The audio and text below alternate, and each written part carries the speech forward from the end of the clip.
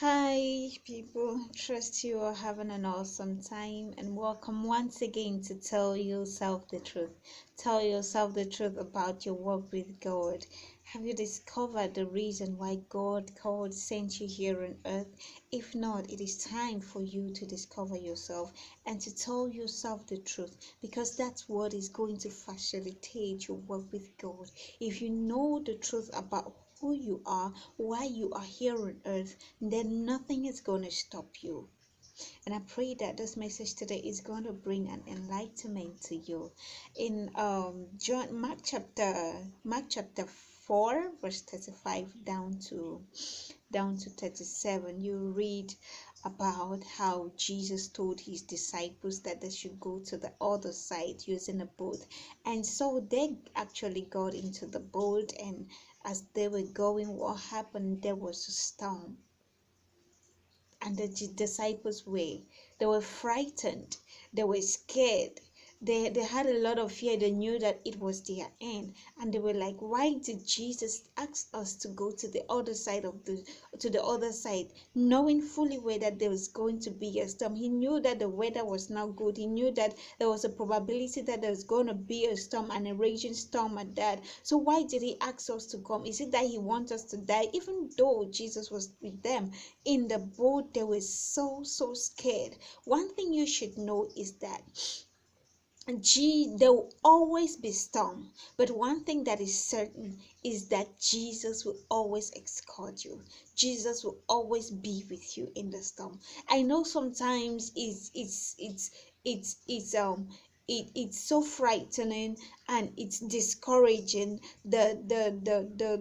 The walk with God is not an easy one, but always know that God is always with you. No matter the challenges, no matter the storms of life, and besides, God sent the storm not to devastate you. God will send the storm not to devastate you, but to prepare you. That's the reason for the storm. And if you miss it, you're going to miss everything that God has prepared and kept for you in the future. So always use the storms of life to know that it is a preparation ground and not a devastation ground.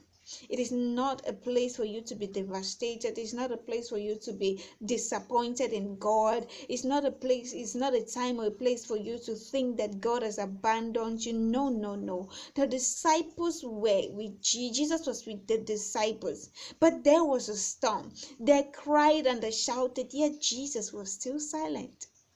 But until they had to go and wake him up, they themselves, and Jesus came and calmed the storms. When he calmed the storm, he looked at them, and it was so funny to him because they knew that they had Jesus.